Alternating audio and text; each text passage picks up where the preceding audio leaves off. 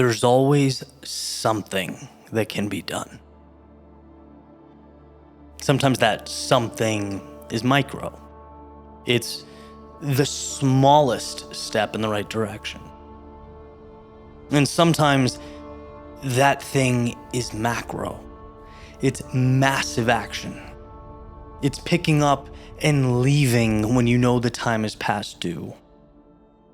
Or it's headed towards something beautiful that's calling your name.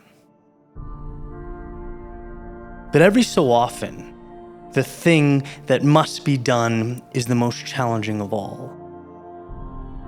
Nothing. It's understanding the difference between motion for the sake of motion and actual progress. As the Stoics preached, and the Serenity Prayer states, Lord, grant me the serenity to accept the things I cannot change, the courage to change the things I can, and the wisdom to know the difference. Well, sometimes understanding that something is outside the scope of your control is both the most challenging and the most necessary. After all, kicking and screaming won't change the weather. Emptying every penny you have into the fountain won't make someone more honest, trustworthy, or reliable. No, those wishes get lost in the ether, right? Crossed fingers may give you hope, but they don't change the world as it currently exists. I remember a few years ago now having a conversation with author Bronnie Ware, and her saying perhaps the most important thing she's discovered over the years was the power of surrender. Surrender, younger me thought. With my tightly packed schedule and perpetually rising levels of cortisol, you've got to be kidding me. Life's too short for surrender.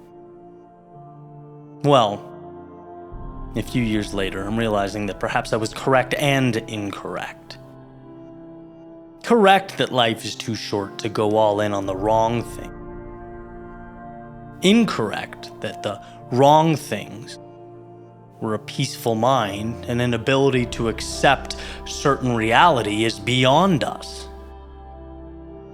Acceptance doesn't make you powerless. No, it makes you more powerful. Because once you accept the things that cannot be changed, you can finally quit the whole Sisyphus and the boulder routine and focus on the things that actually light up your life. When we focus on that which is worthy of our focus, we become superhuman. I can't say for sure, but I'd like to imagine the Michael Jordans of the world surrender. They surrender to the location of the game. They surrender to who the audience might be. They surrender to who will be opposing them come game time. They surrender to the weather, the lights, the time, the day, which allows them to focus only on scoring more in 48 minutes than the team they are playing against. Doing that well and consistently greatly diminishes the significance of all those other variables. Surrender is everything because it creates space for what matters most. Tom Brady didn't sit there all day refreshing the weather app before his games in Buffalo. He knew he couldn't control the weather, but he could control the game plan, and so he readied himself and his team accordingly.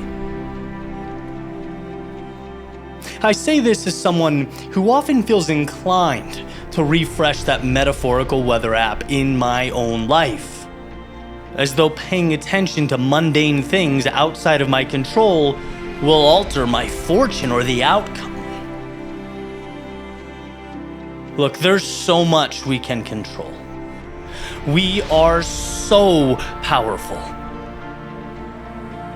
Why let the trivial get in the way of our strength?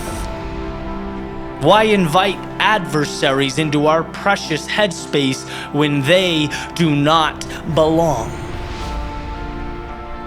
You very likely can't change the people around you. You, however, have control over how you internalize and respond to their behavior.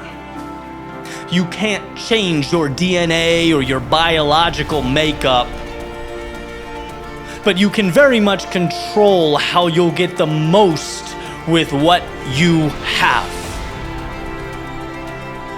Surrender to that which is beyond you. Accept it. Appreciate it even. Because once you do this, you will finally be free.